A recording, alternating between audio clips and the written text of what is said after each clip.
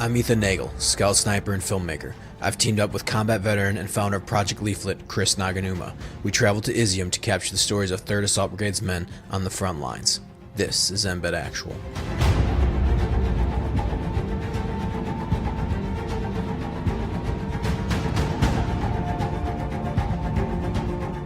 If you have annoying neighbors, you can use this device.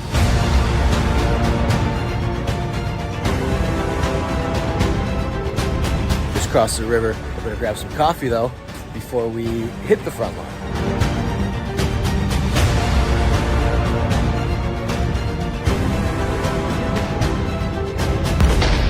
Heading back into the bunker for safety. Make sure we don't get hit with counter battery. Oh, there's one.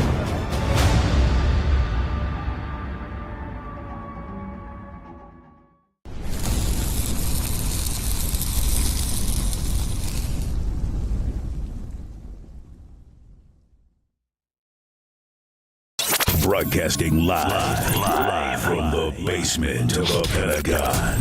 This is WTF Nation Radio. This is a public service announcement from C.T. Fletcher. I will not contribute to the pussification of a nation. Get your punk ass out there and work for it, motherfucker. I looked my woman in the eye sockets. I told her straight out. I just said it, man. I said it. I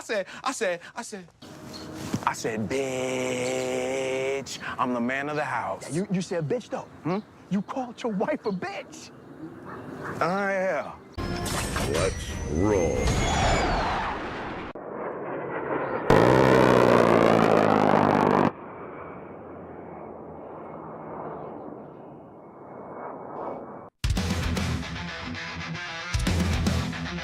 Oh yeah!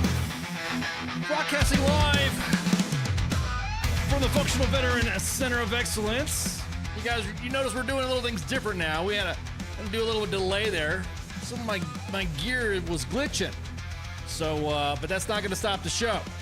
So we're doing it in reverse. We're going to have our guests come on first, and then we're going to do monologue, diatribe, ranting and raving, crying and complaining after our guests depart. So, hey, real quick, I just want to welcome our guest, Jeffrey Wilson. How you doing, man?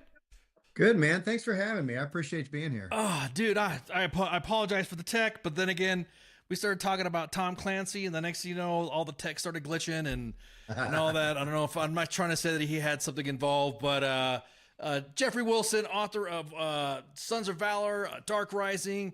Welcome to WTF Nation Radio, man. How you doing? It's good to be here. I appreciate you having me for sure, man. I'm a big fan of what you guys are doing. Oh, awesome. So tell us a little bit about yourself. Oh, geez. What is there to say about me? I'm the, the brains behind the Andrews and Wilson, right? Because Brian's not here, so I get to be whatever I want to be.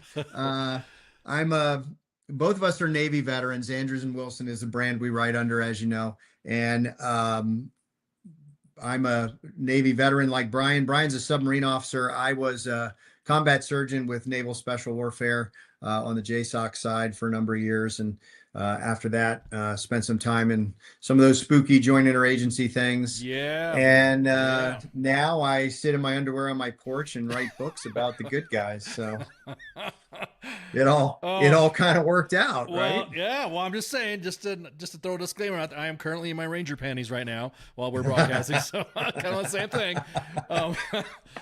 You're young enough to know what TMI means, right? Yeah. Okay. I'm just saying, I got to be open and transparent with my audience, because one time my audience was like, "Are you wearing any underwear?" I'm like, "Yeah, dude, shut up." Yeah, no, the NSW world and that side of the SOCOM side is definitely nice and nice and spooky and very very. I don't want to say it's intriguing.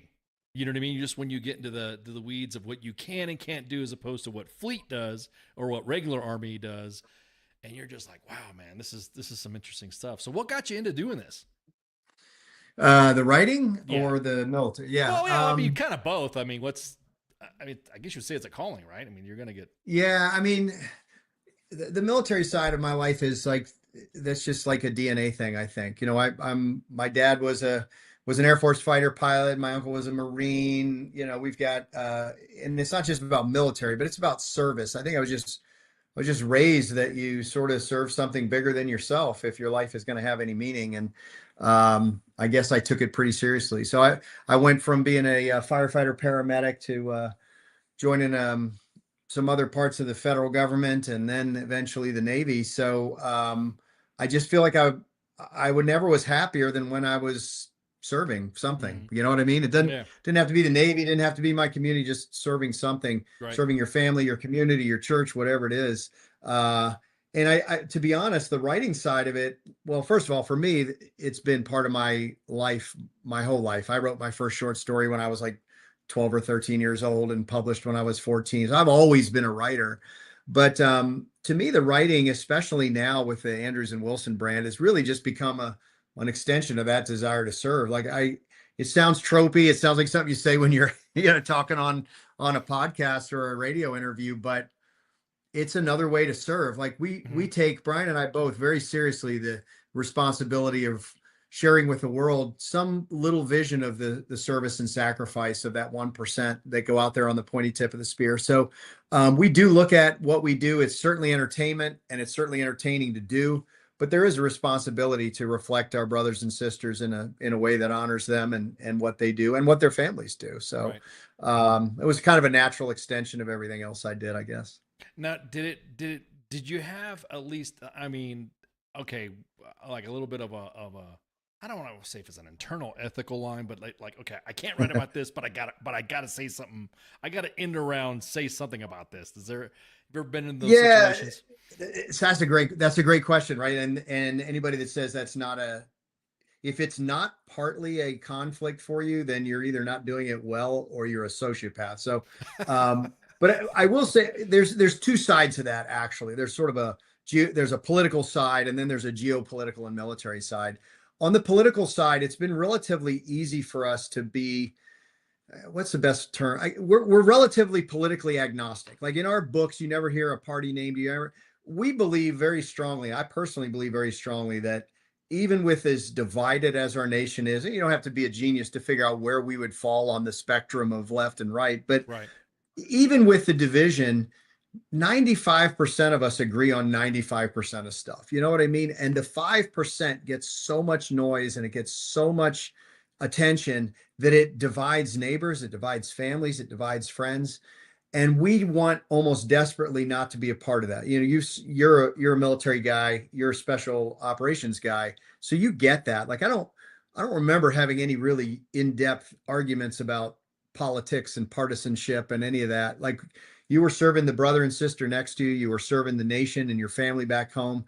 And the rest of it was just sort of bullshit. Like it was noise. And so we try very hard not to get into that.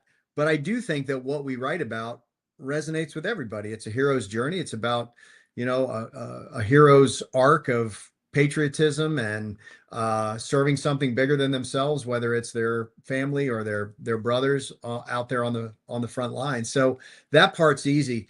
The other part, that's a little trickier, right? Having served in the JSOC community, we take very, very seriously OPSEC even now. I mean, it's been a minute or two since I've been out there, right? So, but there's still stuff that you don't want to cause any problems. Our first book had to be reviewed, and it flew through the review because we take that very seriously. And what we've learned is that you don't need to betray little tiny details that kind of in the long run don't matter if you really just reflect the characters appropriately. If you show people the way our brothers and sisters are, serving each other and that sort of thing, you make it about relationship and sacrifice and service, then the fact that you fictionalize the location of a unit or how they deploy or troop strengths or how many squadrons are in this unit or that unit, nobody really cares. They really care about the people and the service. The geopolitic, we do tend to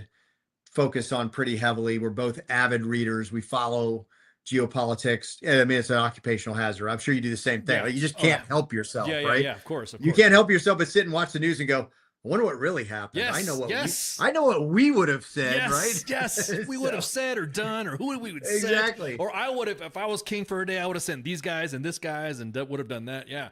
Oh, yeah, right. So it's inevitable that you get into some of that, but we really do work very, very hard to make sure that we sterilize things to the point where they're still fun and interesting and exciting for the reader, but no one that we still love that's still out there is going to say, "Hey, dude, what the hell are you doing, man?" Like, you know what I mean? So Yeah, hell yeah. that's a pretty important part for us. You could just watch a certain specific podcast and I asked the question, bro, what are you saying? I was Right. like, dude, I was there. Shut up. You know? Yeah. No, And it's pretty easy to do, actually, if you rely on open source, right? Right. So it's actually, you're really not that limited if you just go to open source stuff and say, okay, here's what I know.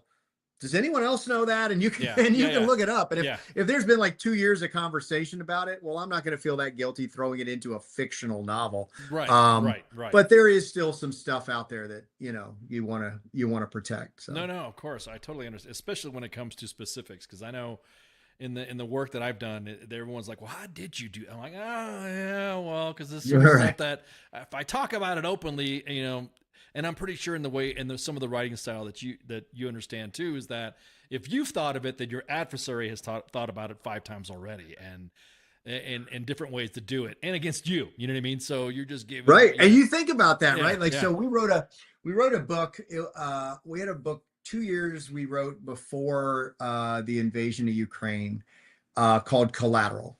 And, in that book, just like you would have done, because it's not that hard to figure out, right? Mm-hmm. So we had Russia invade Ukraine through a false flag operation using the Wagner group. And it's like, so the book comes out and like 6 months later, all this stuff happens. Mm-hmm. Yep. And I swear, I remember my wife saying, dude, like, you don't think like Putin like read your book? Right? Yes. Like, no. Yes. I know but that. Yeah. Yep. Oh no, look, there's, what you know, and there's only so many ways that the bad guys act, and you sort of know how they act, and so that part we don't really worry about too much. But when you do things right and you take it seriously, and you get that reputation, in the end it all circles around and helps you out, right? So when we got invited to write the Clancy books, the Jack Ryan books, we reached out to the Navy and said, hey, listen. We went through the NavInfo East, the PAO office there, the central office, and said, look, we want to re-engage Clancy the way Clancy did it. We want to bring the big Navy back. We want to start sharing with America how proud they should be of what our warriors do and all that stuff, and get away from some of the covert ops stuff. And the Navy, because of the reputation we had built, embraced us. And I mean, it was incredible. They took us out to sea in a Virginia-class submarine. They flew us out to the Ford. We got to fly F-18 simulators, but mostly what we got to do was sit with subject matter experts from E2s and 3s up to 3-star admirals that we had unfettered access to. And as a result, we are now, with the Navy's help, able to reflect those men and women that we love and respect so much in a way that benefits the Navy, benefits the country. People get to see a glimpse. Look, this is what it's like. Mm-hmm. But they know we're not going to give stuff away. You know what I mean? They can let us sit in CIC on the Ford or in combat on a sub, and they know we're not going to betray the trust that they've given us. So I think we earned that through being honorable people, and now we get to have that advantage as we tell stories. Yeah. Oh, I take advantage of it too. Plus, it's fun, dude. I was about to say, yeah, and you can kind of like, wow, I remember this shit, man. And then you kind of look back, damn, how come I didn't get to do this? They're doing this, right? You're kind of like getting a little jealous of what the troops are doing now. You're like, God, this is like fun. Oh, it's the same thing with me when I hang out with my former troops, or I hang out with the kids back at Bragg, and I just said it. I just said the faux pas, and we always make fun of people who say back at Bragg. So I just said it. So I hang out with the troops, my former line of work, and they. Some of the work that they're doing is just stuff that you would read about in one of your novels. You're like, God, these kids are doing this. They're doing on. That's what I'm talking about. Do you ever hear like some of the stuff from the fleet that possibly, hey, would it be okay to put this in a book, or can I write this TTP down? Do you get that on-site feedback without dropping dimes, but without without getting too much in the weeds? Yes, we get to appreciate both sides of that coin, right? Like, so we now have people in the various communities. We actually wrote a book called this last Clancy book, Defense Protocol. Mm-hmm. We made SWOs look sexy. Like we feel like that's our big claim to fame. And so So we've got people in every community that we can say, hey, what about this? What about that? And we see the reverse too. These guys are now like, when we go out there, we always say to the junior sailors all the way up through the, the command, how do you want us to reflect your community? And you wouldn't believe how they light up. They're like little stuff, right? Yeah. Like, well, look, if you could just do this, make sure that if you have a rider come aboard a submarine, talk about how they always steal our shit and they're always drinking our coffee. And they're like, the little things that give a lot of realism, that it just means a lot to these dudes. And it also has given us the opportunity to honor some people that have been really kind to us by dropping some names. We've had some important people that we worked with that said, hey, would you mind making my daughter like one of the characters? And so we've named some characters. We've been able to develop a lot of relationships. And so it's been a two-way street. They know what they want to see. They want what they want America to see and learn about what they do. And we get to say, hey, how about this? So it's been a two-way street on that side of it, really. Yeah, that brings up a good point. For character development, though, is there like, in your series of books, is there a specific character that rolls through the entire, like, do you have what, like Tom Clancy obviously is a Jack Ryan book. Yeah. So do you have, just like how you have Jack Ryan, is there like Sons of Valor 4 or Dark Rising? Are there any pivotal characters that you have in your for sure, that go through the series itself? Yeah. So our tentpole series, what we started off with was the Tier 1 series. Gotcha. Excuse me. So the 9th book in that series, Dempsey, or Ember rather, just came out. The 10th book is going to come out later this year. And that book, the Sons of Valor series, is actually a spin-off of that series. There was a minor character named Chunk, Keith Redman, who is this Navy SEAL officer who's a very minor character and appears with this Joint Interagency Task Force a few times. We got so much fan mail about him that we were like, we should give this guy his own thing, right? And so the premise of Tier 1 is that the entire JSOC SEAL team gets wiped out because of leaked information. Oh, wow. And then it's been the sole survivor is recruited and changes his name and joins a task force to hunt down the people that did it. And that character is John Dempsey. So Dempsey is our Mitch Rapp, if you will. So he's the one that has been the central character in the Tier 1 series. In Sons of Valor, we had this minor character in Tier 1, the SEAL that popped up in a few books, in a couple chapters, and the fans loved him. Like we get as much email about him as we did almost anybody. Oh, wow. So in the real world, obviously, if something happened to the JSOC unit, they'd stand it back up. And so we had the opportunity with our publisher to spin off a series based on that idea. What happens when they reconstitute this JSOC unit? Oh, wow. And we were like, well, we got to put Chunk in there. So Chunk Redman is the officer in charge of the squadron that we feature in the JSOC SEAL team in the Sons of Valor series. And then there's Whitney Watts is a female intelligence specialist who partners with him. They're sort of the heroes, and they go through all the books, just like Clancy. Now, interestingly, Clancy is kind of an interesting thing because, I don't know how much of the books you've read or if you've seen the Krasinski series that is a whole different version of it. But in the books, Jack Ryan is the president, right? And he has been for, well, you don't even have to talk about the fiction of how long he's been the president. But if you're going to write some exciting military thrillers and your main protagonist is the president, you've really handcuffed yourself, right? Like he's not fast roping into any hot LZs or whatever. He would be then a secondary character after that, right? Exactly. Like and yet making the Yoda of the book or something like that. Dude, exactly. That was, so when we got invited into the series, we were the first book that we were offered by the estate to write was Act of Defiance, which happened to fall on the 40th anniversary of Hunt for the Red October. And so we're like, look, if we're going to do this, and Brian's a submarine officer, right? So we're like, well, if we're going to do this, we want to find the perfect balance between the nostalgia of the original series and new contemporary stuff. And doing that with Jack Ryan as president was a real challenge, because what I loved, what you probably remember being in love with in the early books, was he wasn't that guy. He wasn't a door kicker. He was just like this analyst, and like he was in the wrong place. And he was kind of, I'm just an analyst. Exactly. Right? What am I doing here? Why are you talking to me? What am I doing here? Yeah, well, we want you to go. Yeah, Admiral Greer, send his ass out. Admiral Greer can send him out. Exactly. And that was the magic. That was what made it work. Yeah. But, well, you can't do that with the president. So what we were able to do Wait, in the Ryan series, or can you? or can you? Yeah. So what we did was one of his children in the books, the last time you heard from her, Katie Ryan, was like 6 or 7 years old and almost kidnapped and all that. So we got permission from the estate to grow her up over the time. She's now a Naval Academy graduate and a intelligence officer at ONI. That is badass. And she becomes our sort of new Jack Ryan. Yeah. Analog. Oh, that's badass. Right. That is badass. Send her over to the schoolhouse and have her become like a SWIC. You know, there you go. Yeah, you know, or something like that. You know, because I work with SBT-22, and then did some guest instructor training at NAV Ski Yachts out of Stennis, and cool. Those guys are, I mean, top notch. I've also worked with a couple of them deployed, and top notch, man. I mean, there was always, it's almost kind of like you always think about, oh well, you know, SEALs, but then I'm like, yeah, but have you ever been on a SOC R? Have you ever been on with the boat teams? Those guys are just, I mean, incredible. So yeah, that right there. I mean, of course, I'm that would be my own tangent, was to make her a SWIC or something like that.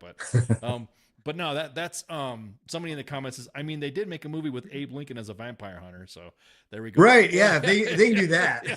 Well, of course, there's we don't know exactly that. We don't know what Abe Lincoln could have done, in the secret societies and stuff like that. So did how do I say this without getting people like on the spot? Did other entities, how about that worked in the specialized fields add input to that? Add any type of input to that? Yeah, so we were able to. We still have personal connections and relationships in those communities, and the Navy facilitated some additional relationships. You know, we developed a very close relationship with Vice Admiral Kohler and Vice Admiral Trussler.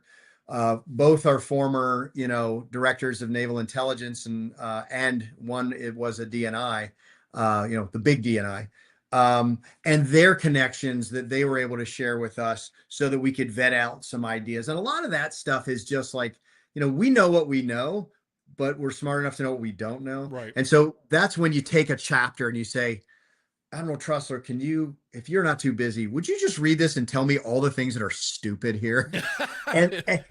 And they do, right? Yeah. And they're like, they're always very gentle, but they're like, oh, let me connect you to this guy or that guy. So that's been a gold mine for us to just be able to get things right, because as a veteran, your biggest nightmare is that you write something stupid, right? Oh, yeah. And somebody's going to say, dude, you're right. So it's been really good for all of our series. There, in addition to Clancy, we now have those relationships that help us with the other series as well. So it's been awesome. Are your novels Navy centric or are they JSOC centric? What's the it depends on the, like how you said, we're both fleet. So I was just wondering if you were big Navy. Do you do big? We're Army? both Navy, so we tend to, there is that, but we definitely try to keep an eclectic mix of characters in the Tier 1 series. Gotcha. We've definitely had some Army special operators. We've had some MARSOC guys. We do have one former female SWIC NCO that's part of the task force now. Nice. So I think the fair thing to say would be we tend to err towards Navy because it's easy because we know it. Right. But we're trying to be pretty eclectic and represent all the communities as best we can, and non-DoD communities. FBI, HRT has been featured in some of our stuff, and some of the other agencies. DIA we featured heavily. I just happen to have worked with a lot of those guys, so I have a little insight there. But so yeah, we try to be fair. We try to play with everybody. That's awesome. So tell us a little bit about your new novel coming out, or your most recent one, I should say, Dark Rising. Right? Yeah, that's one. So Dark Rising, that's a special series for us. So that's the 4th book in that series. The first one being Dark Intercept. The Shepherd series, it's funny because people always say, wow, you did such a pivot. It's so different with all this, sort of speculative spiritual warfare and faith-based stuff. It's what's funny is when they say that, I was like, oh, I didn't think of it that way, because, to me, the faith element, wherever you fall on your faith, it's a universal experience to ask the questions. Right. And so, sure, our characters came up with their own answers. I have my own answers. But if you've written 32 novels and no one's ever talked about it at all, that's actually more fictitious than anything we came up with in the Shepherds. Like, these are just natural human existence not just for the military, but for anybody. Like, why am I here? Is there a God? What's his role in the universe? So in that series, we're able to delve into that in a pretty gritty way. It's when people hear that it's a, quote, Christian series, they tend to go, ah. But this is not like a woman with a bonnet on the back of a wagon. This is like this is like some gritty, kick-ass special operations stuff. So we were able to combine sort of what we do in Tier 1 and in Jack Ryan and Sons of Valor with some of those more speculative, angels and demons kind of stuff. It's a really, really, really fun series. And Dark Rising is the 4th book in that series. Those people that have read the first 3, we definitely left things open for what would happen next. It took us 3 books to get rid of a main antagonist, and there's a vacuum there that needs to be filled. So Dark Rising, the title sort of implies that the dark forces need to rise again with a new leader, and we delve into that in this book. But that book features Jedediah Johnson, who is so sorry, but a former Navy SEAL. What's fun about that series compared to all the others, all of our other books, like most military thrillers, you meet these Mitch Rapps and John Dempsey and all these guys. They're at the peak of their game, right? He's a JSOC senior chief or whatever he is. Jed Johnson in Dark Intercept, the first book in Shepherds, we did something completely different. He is the most broken character we've ever started with. Like, he's medically retiring. He's physically broken. You can get this. He's about to leave his brotherhood. He doesn't know what his... Whoa. Wait. Broken up, retired. You can get this, Ken. You get the part where when you leave service, a big part of your identity is ripped from you, right? Like, no, I was just breaking balls, but I get it. So this guy, he's spiritually broken. He doesn't know what he believes anymore. He's emotionally broken. He's lost his brotherhood. He's broken physically. So he's a really different character to sort of elevate into a main protagonist action thriller. Right. But I think we were successful in doing it. I really love this series. It's one of my favorite series. Is he an unexpected, just like Jack Ryan, an unexpected guy that just jumps in there and, holy crap, why am I, as a retired guy, I'm getting too old for this shit kind of mentality? Yeah, exactly. Yeah. It's like there's the whole, what do you even need me for? I'm a Navy SEAL. I'm not a detective. Yeah. I can't. So it starts out with him finding this missing girl who's the daughter of his high school best friend and former girlfriend. They're now married and have a kid. And he's like, what am I even doing here? I didn't like these people anymore. And I'm not, so there's a lot of that. It was a lot of fun. When you think about it, though, in some situations while you served, I know I have, we talk about stuff like that. We talk about a little bit of spirituality. You're like, did you hear about that guy? He did this. And everyone's like, this system should have failed, or his equipment should have done this, and he just miraculously made it through. And you're like, and all of a sudden everyone gets quiet and we're like, nah, no, come on, man. Is it that, what if it was like some, of course the Latino, side of the house would be like, what if it was Santeria? What if it was, or somebody else goes, ooh, what if it was some sort of Masonic thing? Everyone starts getting all the, I don't want to say a conspiracy theory, but you start thinking about spirituality when you hear about these extraordinary events happening to people and they make it through and you're like, there's no way. There's they should. And almost all of us have those stories. I'm sure you have some. Yeah. I know I have some. Yep. I can tell you when Dark Intercept came out, a buddy of mine, I actually lead a men's military ministry at a large church in Tampa as sort of my collateral duty these days. So I had a guy that was in this group of mine who's actually an Army, he's a Green Beret, former SF guy. And he came to me after the book came out. He said, hey, we got to grab a coffee. He's like, hey, man, I got to tell you this story. And he told me this story about him and a buddy, or his unit, his team was in Iraq. They were supposed to go find this HVT inside a mosque. And there was, you've been here, is like this holding pattern, right? It's like, is he there? Is he not there? And they're holding security down the road in this shitty little ville. And him and a buddy are like right out front of the mosque. And then 2 other guys out at the corners. And he's like literally right out front on a knee. And all of a sudden he's like, I need to move. Then he's like looking around, is it my spidey sense? We all talk about that. Yeah.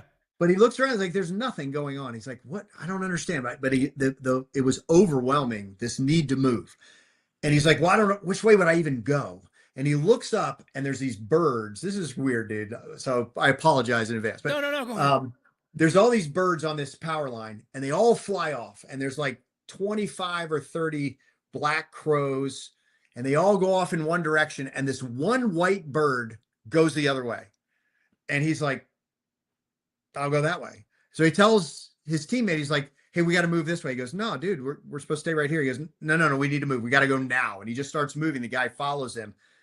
5 seconds after they step out of the blast zone, an explosive goes off and takes out the entire front facade of the mosque. Right where they were standing, they would have been vaporized. Yeah. And at the time, the guy was like, he's embraced his faith now. At the time, he was like zero faith. So it was just this like, what the hell just happened story. And he said, I never told that story to anybody until I read your book. And then there's this one little scene that is very similar to that. Yeah. So we all have that story, right? Yeah. And so it's a normal thing to ask these questions, and we just sort of had fun with the answers. No, yeah, I could tell you some stories. Oh man, I could tell you some stories. So it did at all. What's the future of? I mean, you got any more books coming out? You got anything in development currently right now? So we our business model when we started out was, look, we're just going to write a lot of good stuff. We're going to throw it all out there, and if a couple of them stick, then we'll be able to do this for a living. And the blessing and curse of our success has been that everything's sold. So we've been through this little stage where we had to write 4 books a year. So we literally had to complete a novel every 14 weeks or so. So we're just getting at the end of that, and we're cutting back a little bit. So we have a total of 4 books coming out this year. Dark Rising, as you mentioned, it just came out. We have a book, The Sons of Valor IV, False Flag. Very excited about that one. There's a lot of stuff that fans have been asking for in there about, what happens next in that series. So that one's coming out. And then we have the 10th book in the Tier 1 series, which is tentatively called not False Flag. That was Sons of Valor 4. So, The Adversary, that comes out in the fall. And people are going to get to learn more about what's going on with John Dempsey's son. And then our 3rd book in the Jack Ryan series comes out in December. So, yeah, there's always another book coming out in a minute, pretty much all the time. I was about to say, yeah. And now we got all this, as you may be aware, we got a lot of Hollywood stuff now. So I was about to ask you. Just that you answered go ahead. I'll let you lead in. My question was going to be any book deals with any major studios to put it on film. Yeah. So the Tier 1 series is set up at Legendary. Good friends of ours, Peter Johnson and Marcus Blakely, already attached to produce. We've got showrunner, we've got writer. And so it's moving very quickly with Legendary. Awesome. The Shepherd series is also in development for television. And then I don't know if you remember this one. We had a book called 4 Minutes, which is a speculative time travel thriller. Yes. That is in development with Mark Evans as a feature film now. Dude, so. I like that type of genre of what if, visionary futurism type stuff. And you're like, whoa, what if, and now the way warfare is happening, the what ifs are like happening. We're experiencing right now. Yeah, it's like a week in the future, right? Yeah, exactly. That's what's so fun. Yeah, 100%. If you don't have 4 minutes, I'll get one to you, man. Let me know. Oh yeah, definitely. Yeah, for sure. So what? I don't want to mess with your compadre there. Why not? That's what I want to do. No, I don't want to mess with him. I was just gonna say, what is he? I mean, notice you have some books that are just with you, and then you have other books that are with him. Does he still assist a little bit? Tell us. So we are a true co-author team. So we write. We are 100% collaborative. We equally write books. The books that I had a book come out recently that was a solo work, but it was a book I had written a couple years ago. So the schedule being what it is, the only thing we can do is Andrews and Wilson properties. There's no time to write solo works now. He's got a few solo works. His book Reset was one of my favorite books I ever read. So we started out as solo novelists, but there's just literally no time to do that anymore. I do miss it a little bit, but we can't buck the system at this point. No, I hear you. No, because I know it's got to be hard too to, once you get on a roll to kind of like have some sort of deconfliction. You're kind of like, hey, are you? It's like I don't want to say you guys. I don't know. Maybe you do. Do you guys argue sometimes when a character overlaps when you're writing something, or is it just You guys have a It's natural weird. flow of it. It's a natural flow. Everyone thinks we make it up. We've never had an argument that I can remember. There have been times where we have a difference of opinion, Right. and our rule has always been, look, you feel strongly about it, and I'm sort of on the fence. Let's just go with yours, because it's not surgery. Like we can change our mind. Like if it doesn't work out, we'll just switch it back. Yeah, it's a freaking book, by the way. So right, exactly. And I don't think we've ever had to go back and change it. So Right. it always just sort of, it's very much that DNA we were talking about at the beginning, that, team and mission before self. It's just you don't drive an $8 billion submarine with one dude. You don't fast rope into a hot zone just to get a guy by yourself. It's a team thing, and we just sort of do it that way. Now, in some of the, I know you gotta leave in a few. Have you said something to Hollywood and say, hey, look, dude, that right there, even our guys, even the people that we spoke to, come on, we understand creative liberty, but Jesus, dude, this is not going to happen that way. Have you ever told? Yeah. Have you ever had those conversations? So we have the advantage of everything that we sell. When we contract our stuff, one of the rules is we have to be attached as executive producer, because it's our intellectual property. Our name is on it, and we want to make sure it's done correctly. Of course. And so we've had the blessing of being connected to guys who take that seriously. So we're not doing. I love the crazy, Transformers and Michael Bay, and I love that stuff. Yeah. It's just not our type of storytelling. I enjoy watching it, but what we do is, very dependent on kind of getting things right. And they've always been really good about keeping us at the table. We get to look at scripts. We get to work with the writers. Sometimes we actually write the script. So we're very involved in making sure that the quality of what happens is there. Well, I don't know. I mean, do you think about just hitting up Michael Bay and hitting up those guys and say, hey, I got a story for you. Maybe you can have Optimus Prime get involved or something like this. Because he's back. If you heard, he's back. I did hear he's back. He's back in the Transformers world. Remy Adeliki's a good friend of mine who's was involved in those. Yeah. And he's look, Michael, if you're listening. Exactly. We'll work it out. Exactly. Call me. We'll work it out. Exactly. Wilson, roll out. Do you have anything to say to the audience? As we've been speaking, I've been dropping links, by the way, of your website and posting it on Twitter while we've been talking. Look, man, the only thing we have to ever say is, especially this month, right? It's Military Appreciation Month. Thank a veteran, but do me a favor, thank their spouse. I can tell you, my wife's job was way harder than mine. The sacrifice is real, and the scars that they bring home are unseen, and they're real. So please take a minute this summer, especially on the 4th of July, as you're grateful for the freedoms that you have. Thank a veteran and thank their family for the sacrifices that they make. If you do nothing else for Andrews and Wilson, do that. That's it. Amen to that. All right, guys, we're going to go ahead and take a break because Jeff's got to take off in a second.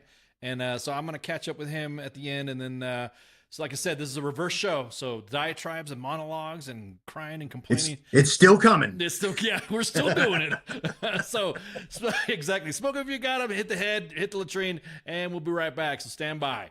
WTF Nation Radio. WTF Nation Radio. Take it from me, Ice. You can't just float around space not caring about stuff forever. The voice of U.S. Army. WTF Moments. This is WTF Nation Radio. Shit in the bag, Pogue.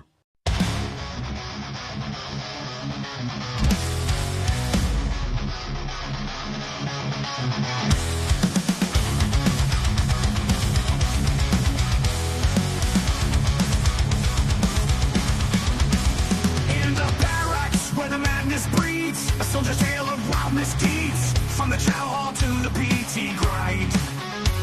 You won't believe the things you'll find.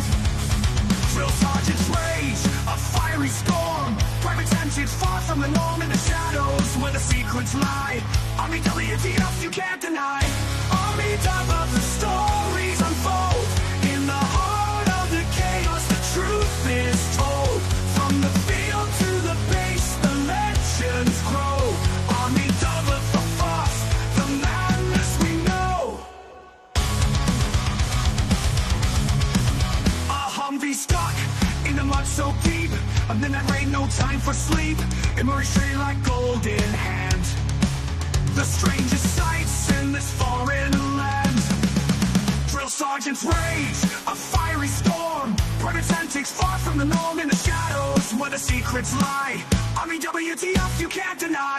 Army WTF, the stories unfold. In the heart of the chaos, the truth is told. From the field to the base, the legends grow. Army WTF, the madness we know.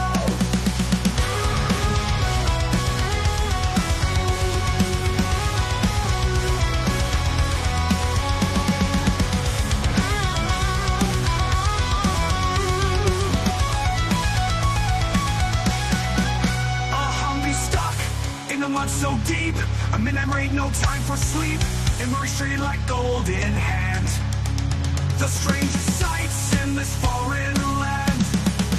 Drill sergeant's rage, a fiery storm. Private antics far from the norm in the shadows where the secrets lie. Army WTF, you can't deny. Army WTF, the stories unfold. In the heart of the chaos, the truth is told. From the field to the base, the legends grow. Army WTF, the madness we know. In the ranks where the wildlings roam, every soldier's got a tale of their own. From the absurd to the downright strange, Army WTF, it never will change. So raise a glass to the tales untold. In the Army's world where the brave and bold live the moments that make us say Army WTF every single day.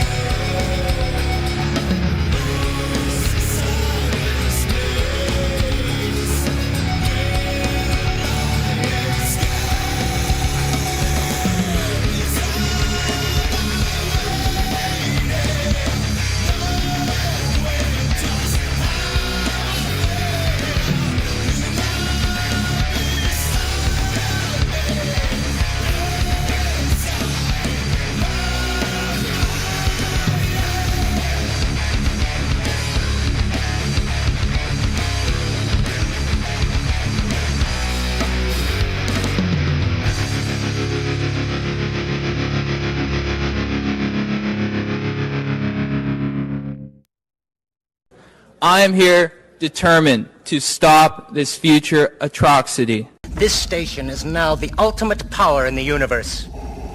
I suggest we use it. The voice of U.S. Army, WTF Moments. This is WTF Nation Radio. I find your lack of faith disturbing.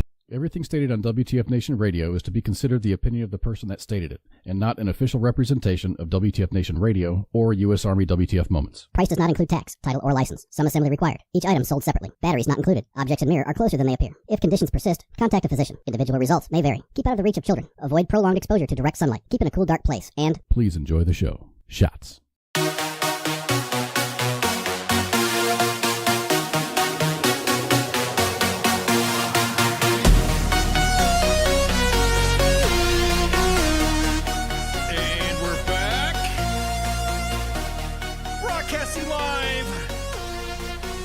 From the Functional Veterans Center of Excellence on this 30 June 2025, in the year of our book writing empire. No, I'm just kidding. Yeah, he was a good guest. Was a good guest. He's a good guest. That's what I'm talking about. That's some real. I'm telling you, man, we could have kept going. Jeff, hanging out, shooting the breeze, coming to find out we've got some mutuals, some friends and stuff like that. So mutual friends and all that. So again, a shout out for him coming on board. Andrews and Wilson, New York Times bestselling author behind Tier 1, Sons of Valor, Shepherds, and Tom Clancy's Defense Protocol. A Tom Clancy novel, a Jack Ryan novel. I'm gonna tell you what, that's some good stuff, man. I mean, of course, Navy stuff, but that's not bad. Navy's fun. Like I said, I've deployed and hung out with some. I have Navy brethren, so that's really awesome that they were able to come on and or he was able to come on and shoot the breeze. So Jeff Wilson, Andrews and Wilson. So, all right. So remember what I was saying? We did a show flip, so this is gonna be kind of weird. So now everybody can go and stop sending me DMs. Are you going to talk about this? Are you talking about? If you guys know, that's when we have our guest first, and that's when we do our diatribes, rants, complaints, whining, grind, blah, blah, blah, blah, blah. So, yeah. So what are we going to talk about? Hey, real quick, if you guys know, yesterday, actually tracking yesterday, there was an active shooter. There was that was shooting at firefighters, killed 2, injured others, and just let you know that individual's been neutralized. And I mean, the story was developing so fast. I kind of want to we've already talked about it. It's already been posted. It's already been all over the media. So for me, unless there's anything that's a different development, then that's the only time I guess you would say we would probably not, we would not talk.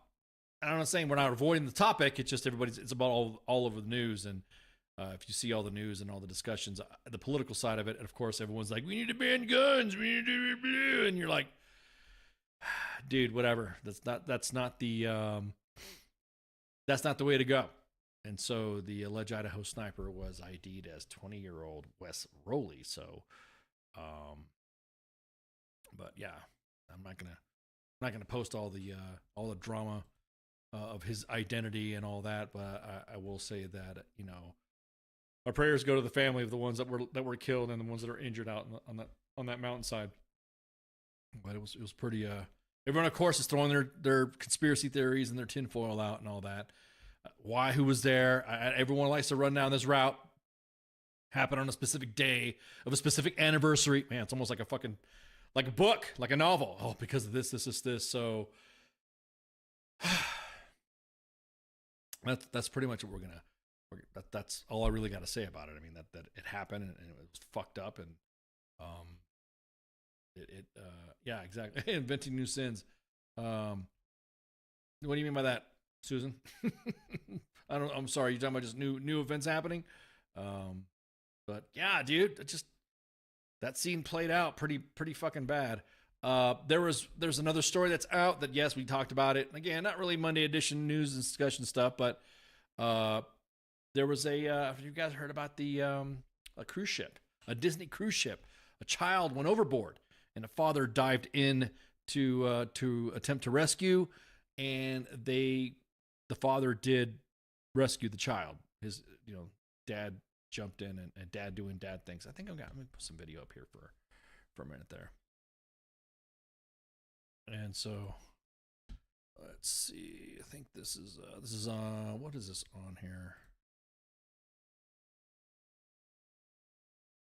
So I don't want to get too in the weeds. I'm just catching up on all the news that everyone's asking in the comments. Are you going to talk about this? Are you going to talk about that? Yep, we're going to talk about that.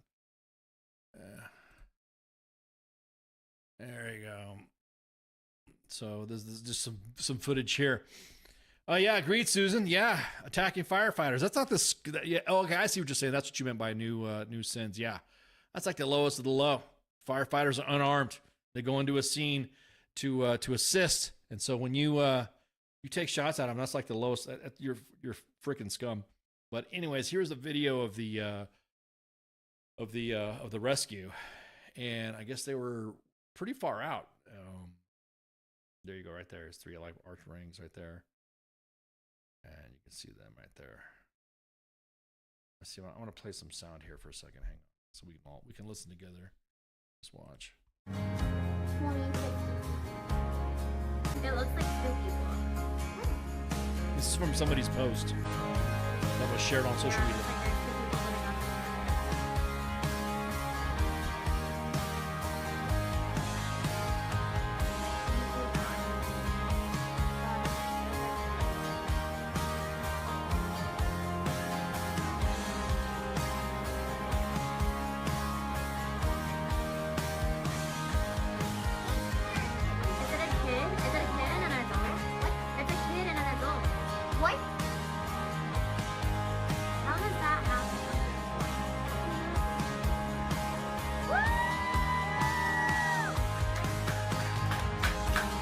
There you go. Obviously, they're obscuring the child's identity. That's what dads do, man. Right there. There we go.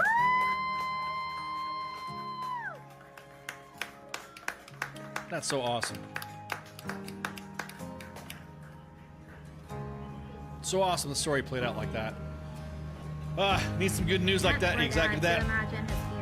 Yeah, exactly like that. PIQ. It's what a dad. That's what I'm talking about. That's what dads do. So, family's okay. I mean, from what we got from the details of the story that people have been posting about it. So again, oh man, that's incredible story. Incredible story. I don't know. I'm not much of a cruise person, anyways, and I got a little one that is curious as hell. So he'll do a bunch of I'm afraid he'll make the boat do something wrong or whatever. But yeah. So the story is that the father reportedly jumped in the ocean the moment he realized his daughter was gone over. Captain slowed the ship and turned it around, and then deployed a tender ship with people on to go get them. Quote, I saw the mother crying, and when they rescued him, I think it was when the tears really started flowing because you were just so overjoyed and knowing that I prayed to God to save them, and he did, said another person. Disney Cruise has since responded to the incident. We commend our crew members for their exceptional skills and prompt actions, which ensured the safe return of both guests to the ship within minutes. We are committed to the safety and well-being of our guests, and this incident highlights the effectiveness of our safety protocols. Well, good on you, Disney Cruises. That's what I'm talking about. Connection is be funny. Is the connection being funny? Let's see. Oh, I think it might be local. Let's see.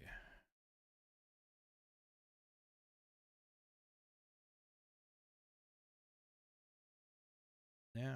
Well, it looks like we're broadcasting 5x5. So let's see. Yep. Anyhow. So the next big story that's been happening that everyone's talking about. Oh, okay, PIQ. Well, I'm glad you could stay. That's been posting lately all over the webs, and we posted on the timeline. And is beards. Stories about beards. Stories about the Army. Military.com posted a story about a new policy that's coming out or is being developed. A policy that's not been published just yet, And again, military media, they will at least tell you, hey, we got this story coming out, and this is going to blah blah blah. Everyone seems to be speculating on what is happening or what is not happening. But I will say this: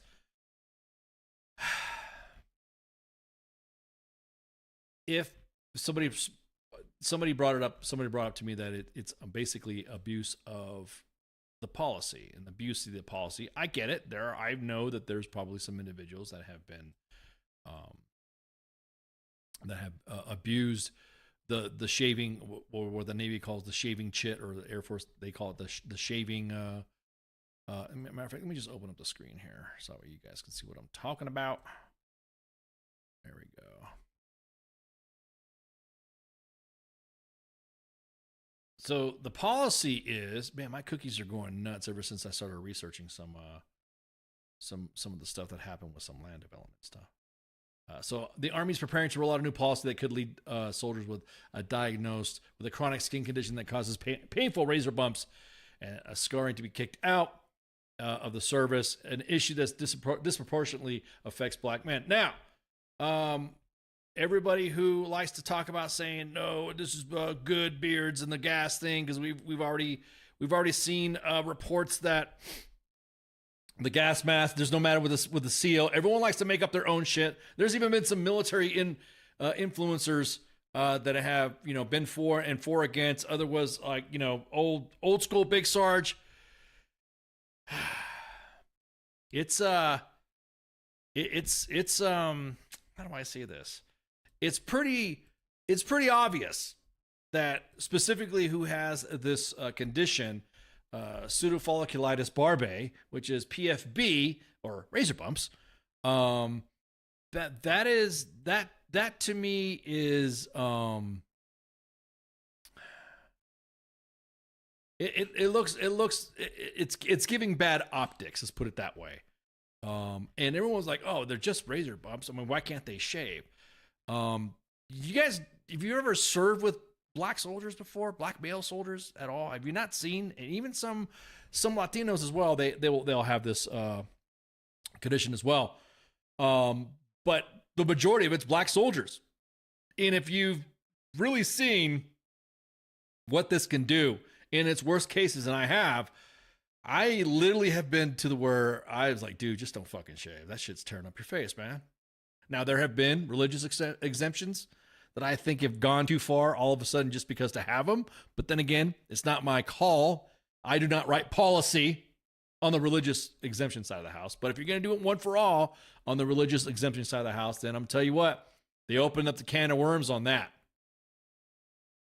They just did. It's bad enough. They don't even police soldiers up when they're not wearing their tops, or they're walking around Walmart with no top off, wearing Crocs or something like that.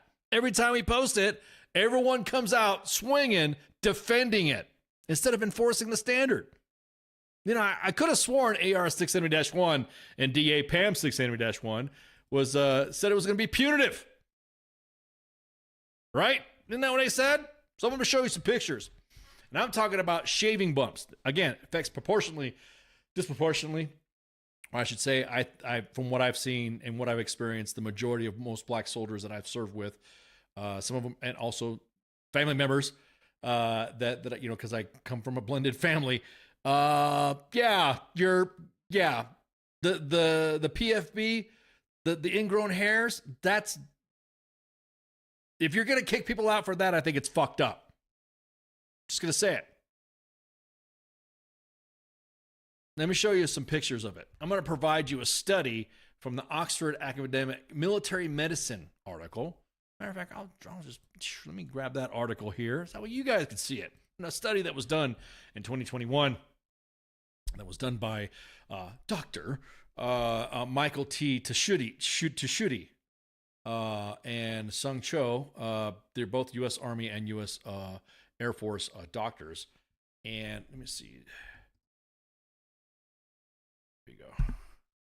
So again, the policy has not been released. I just want you guys to pump your brakes and freak out. But the way I'm seeing it and the way it's looking is that if you're going to process soldiers out for shaving bumps, I'm not talking about the religious exemption shit. I'm talking about the shaving bumps. You know, it lately, specifically what they did with trans soldiers and how they have just you have this much time to do this, and you better get out, blah, blah, blah, blah, blah, blah. It is literally, Dominic says it's literally a policy based off of criminal court that's a century old. The standard ought to be changed with regard to shaving in general. That's right. Yeah, exactly that, Dominic. Nice PFP, by the way. I like that cartoon character. Exactly that. Exactly that. I could not agree more.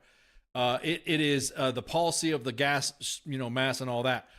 We've had black soldiers serving before. The study that I just dropped in the chat is pretty interesting because it goes back and discusses the whole story and the whole history. And these doctors did their research on this. And so if you guys just check it out, it opens up and gives you a little go. And exactly that, what you just said, Dominic, going all the way back to World War I. And I mean, I'll be honest with you, at the time, it probably made sense. It was originally discussed in a 1922 report, and it was not until 1956 that it investigated the association of PFB, which, also coined the popular term. So, I mean, this study that I'm dropping to you, you guys can see it in the WTF Nation Radio chats on Facebook, and matter of fact, I'll post that on Twitter as well. Also on the YouTubes. You'll notice that, and seeing that, it's really freaking hard to say, yeah, this needs to, we need to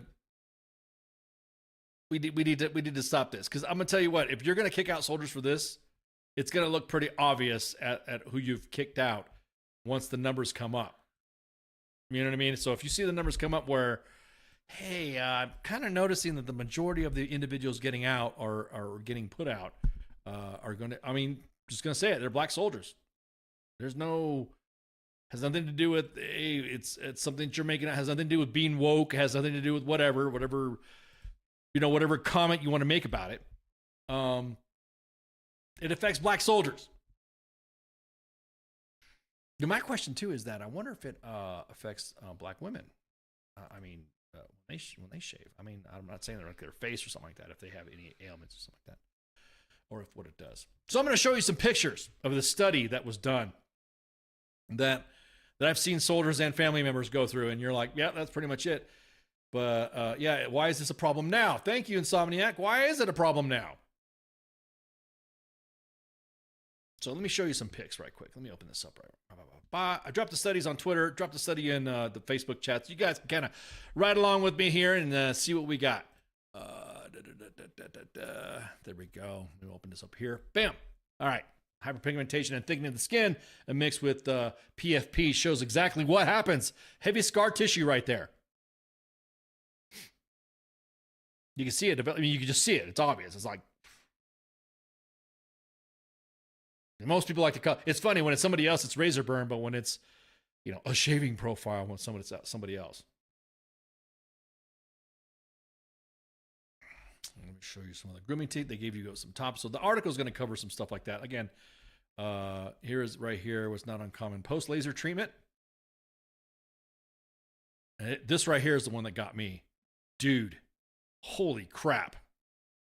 This right here. I have seen soldiers with this that's how bad it gets.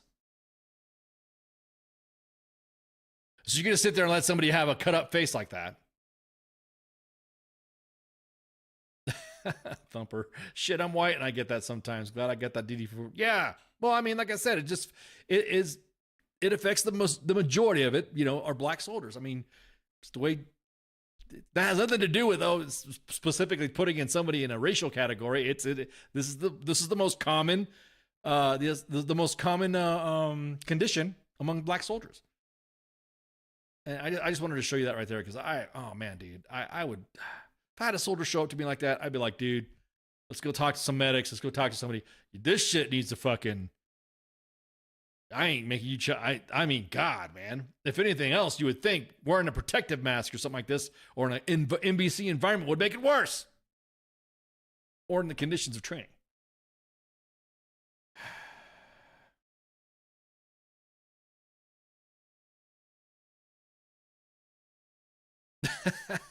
Dominic, I love the guys with shaving profiles. Not gonna Not gonna lie, my white ass was jealous.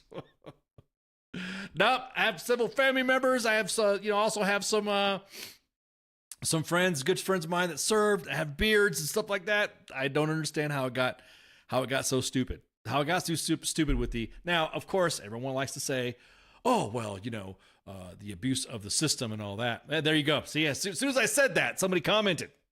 Let me see what Insomniac says. I've seen both sides of the coin. I've seen people abuse the shaving profile just because they don't want to get chewed out for not shaving, and I've seen people who need it bad. Exactly. I had a soldier who went through this, and I made sure I pushed for a profile. You damn right, I did the same thing, Anthony. And while the profile was in wait for approval, I just say, hey man, anytime, just don't hang out around the sergeant major until this shit. I'm serious, man, because I can't look at that picture. I can't. Nor should anybody look at this picture and say, yeah, we're going to kick you out because of something that we're making you do. It's been this, like I said, since World War I, this has been an issue. So it's not like you're everyone's like making it new. Now, if you're going after the guys that are profile writing, of course I get it. Totally understand. But again, this policy has not come out yet. So we don't know what's coming out. We don't. Yeah, exactly. I was Anthony, I was the same way. I was saying, hey man, Sergeant Major's going to be coming down, man. All right, I'll see you. I'll be at the motor pool. There you go. I'll clear it out. Now, of course, the Marine Corps had rolled out a similar program allowing troops, and that was a Marine I just showed you, by the way, separated if a genetic sin condition persists, also raising concerns of racial discrimination. I mean, look, dude, 14% of the U.S. population have accounted for roughly 1/4 of the Army's new recruits. Black soldiers, African-American men, black men. So it's kind of like, I don't like beards. There's a lot of people that are just straight up like that. Dude, we get shit in the inbox of somebody saying, I don't like that mustache. Now there's some guys with some bright-eyed, bushy-tailed mustaches that I'm like, dude, really? I mean, come on. You really got to friggin'. And then, of course, when you shave a mustache, according to AR 681-1, the Army, it's almost like the Army purposely makes you want to look like a Hitler mustache. There's just some people who don't have the mouth for it. People with wider mouths or something like that. That presents a generally tapered appearance. Okay, that looks good. Some people have that. But some people with small mouths look like I'll say it, looks like they're posting a fucking Hitler mustache on. I was that corporal that would square away my guys before they get hemmed up instead of trying to get them hemmed up. Yeah, exactly. That's exactly it. Damn, Anthony, you ain't lying. That's what being an NCO is all about. Correct. Just correct them. So it did become a flashpoint back in the 70s. You got to remember, we came out of the Vietnam War, we were considered a hollow army at the time. And according to military.com, written by Steve Bannon, medical complications tied to mandatory shaving emerged as a flashpoint during the military's bumpy road towards racial integration. Early 1970s, then, Chief of Naval Operations Admiral Elmo Zumwalt launched an aggressive campaign to root out racism and sexism in the ranks. As part of the push, Zumwalt, the now famous directive permitting soldiers to grow beards and mustaches that clash with the Navy's traditional. Hey man, hey, I'm gonna have to look. Hey, I get it. There are just some things that what's next? That's what I'm saying. What's next? What's next? You know what I've kind of noticed as well? You know what I'm saying? Along with the mustaches and the beards, because we get that indirect stuff. We'll post something in the end. We'll post something. We'll post a screenshot of a text message. Hey, CSN told you needed to shave your mustache. That was just a mustache. But you know what I'm not seeing? Since we're talking about this, I've not seen the Alarak get updated for the hair, for the ponytails, for women. I've not seen that. Now, most Alaraks, what they do is they'll say, this Alarak, blah, blah, blah, blah, it expires at this time and will be submitted, and this portions of this Alarak will be used and updated in the next update of blah, blah, blah, blah regulation, which is what the hair was for the ponytails for women. Kind of notice, did you notice it? Are you guys, oh, hang on, let me get my tinfoil here. You guys are noticing something? You guys are noticing that there's no Alarak update for women with their ponytails? Everyone's kind of quiet about that. Yeah, that 8th MP. Yeah. Oh, man. Okay, you're talking about CSM Flournoy? Yeah, for back in the day. Back in the days of yore of the days of the old scribes, the old texts of WTF moments. Yeah. Well, her hair was obviously out of regs. Everyone knew that until she corrected it. And once she corrected it, then it was okay. The Army kind of like went overboard on that. She just said, hey, man, correct your shit. Nope. Army Times put her, I mean, they literally fucking said, hey, first released by US MP WTF moments, which is no affiliation to us, but what's England's reason for having beards? And when we can't, we all look like operators. They all look like operators, and we were just babyface. Yeah, but yeah, just saying, dude. England, I don't know why you use. Yeah, England, Australia, they do have that. So to go back about that, everyone's like to argue, and every time we posted it, as a matter of fact, let's see the article. Let's see. Hang on. You guys want to see the comments? let's just scroll the comments. Just kind of look at the comments and see what's up. Let me open up the screen cap here, and then let me get you guys comments here. All right. So that way you guys, we could all look together. We can see the comments of the post at military.com. The Army's fascination with hair is riveting. And people are already putting their comments in there because obviously the higher percentage of black soldiers are the ones that are going to be effective. Everyone's already adding their comments. It's a catalyst for segregation. I'm trying to look for the one that I saw of. Yeah, I'm going to say right here too. Hey, I'm just going to tell you right now, leaders, if you're going after your soldiers for posting on U.S. Army WTF moments or WTF Nation Radio, but you're not chasing the fucking thirst traps that are on fucking TikTok, don't talk to us. Don't ask us to take it down. And don't let us find out you're going after your soldiers for offering their shit, for posting an opinion. Soldiers, fix our barracks. Leadership, best we could do is laser hair removal. Army, we can't meet retention numbers. We can't meet recruiting numbers. Also the Army. Let's kick everybody out. He's a showman pro because reasons. I swear it's just let the dudes and dudettes have beards. Yeah, exactly. What year did they start allowing ponytails for females? It was just a few years back. It's a couple years back, Susan. You see, right? So spend 3 times the amount of money on paperwork, man hours, process just allowing men to be men. There you go. Another one here, leadership. We should get everybody out with a shaving profile. But what about those religious exemptions? They're fine. Only those whose skins get irritated by shivering every day. Yeah, it seems like oddly targeted towards certain individuals. Is it because you can't grow a beard? Yes, that's what I was joking there. Somebody in there. Hey, I'm white, but I get this too. Thankfully, I'm Canadian, and they gave us beards. Ooh, that was a dig on from the Canadian military. And someone's all, getting rid of border for shaving. Here we go. Now, again, this is all public. I'm not like highlighting it. This is not inbox. These are comments that are on the post at U.S. Army WTF moments. And if we find out that commands are going after soldiers for posting this, for posting comments on WTF moments, we'll let them know. We'll let you all know. Had a Korean Joe, my platoon, who could not grow facial hair even after 4 years out in the field. I tried to get him a shaving profile. I tried to get a shaving profile. Okay, there you go. That's the abuse stuff that we were talking about. We've even had the female portion of our audience says the only thing that men have been asking for and they can't even get that. Since when did having a beard make you an ineffective soldier? I swear, talking to the heads must be allergic to making sense. Yep. Well, here's a good one. COVID shot refusal kicks people out. Weeks later, we don't have enough numbers and no one's joining. Supposedly gain record numbers in highest years. Beards got to get people out again. And where's the other one here? Invited back. That was a good one too.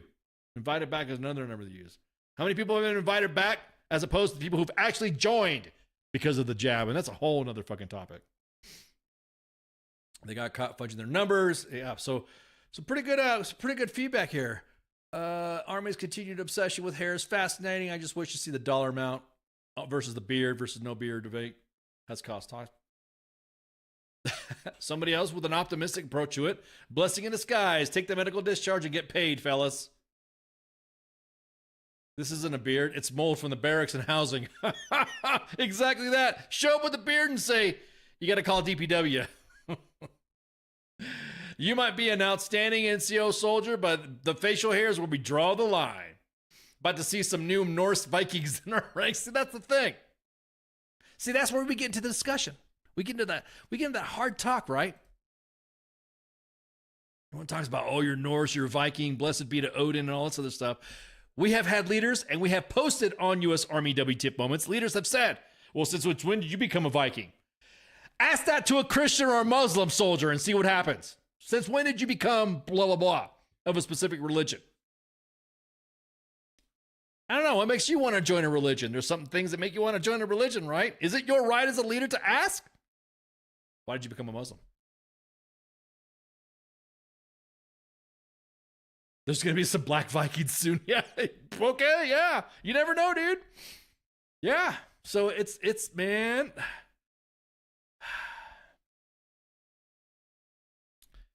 So again, these are just revisions and we don't know what's out. Everyone's panicking, but it's kind of like looking at the, Task and Purpose did an article too about it and was discussing a lot of the beardage and the beard stuff. And I'm going to say right now, dude, they need to come out and be specific. Again, and I'm going to say this again. For all the hills to die on is the beards. And the reason why I say that is because we can't even get leaders. We can't even get leaders to police their soldiers in fucking parking lots being in complete uniform, but you want to shove a fucking beard drama all on a soldier's face. No pun intended. All in their face. Now, no Army spokesperson has said, it's clear, quote, that we've lost control on our standard when it came to be clean shaven. You fucking think? How about staying in uniform as well? Or how about stop posting in social media as well? Or how about stop TikToking thirst traps, guys and gals? Beards. That's what we're beards. That's it, right? Numbers go back and forth. Nobody can, and that's another thing too. Because of our inaccurate methods of keeping track, or because the Army does not want to release or does not want to accurately portray something to piss off. It almost seems like lately public affairs has been I don't know. We don't want to say something because we don't want to get in trouble type of thing. It's almost like if I say something and report this, then someone's going to fire me for reporting it because I don't want nobody to, I don't want to get fired. It commonly affects up to 60% of black men and is the most common reasons why the waiver is being issued. So how many people do we actually have it?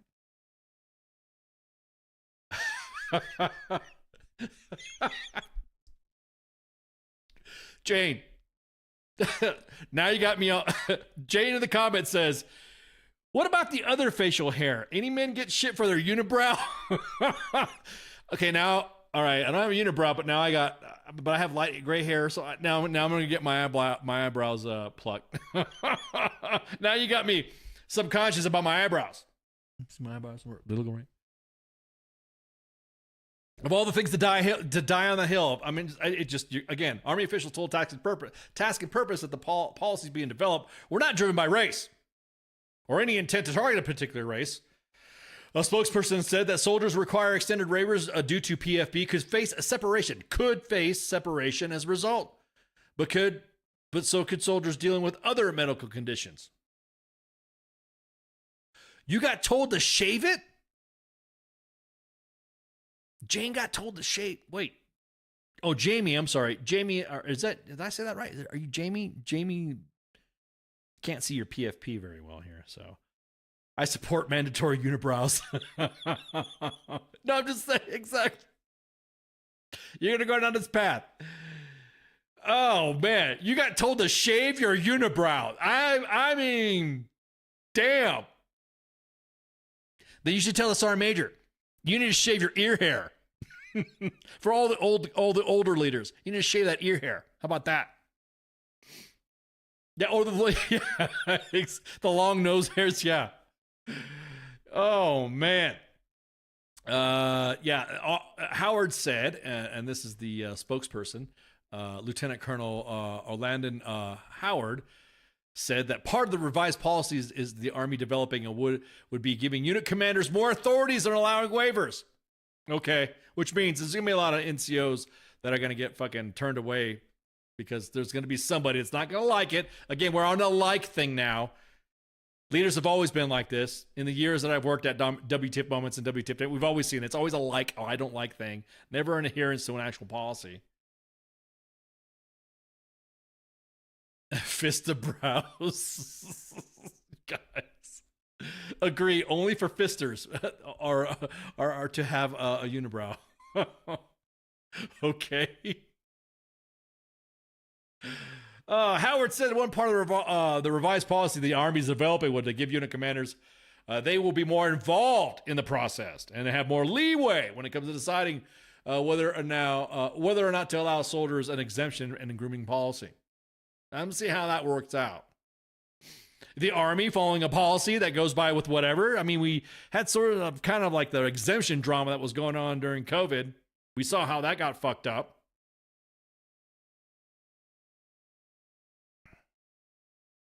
The Marine Corps enacted a similar policy earlier this year.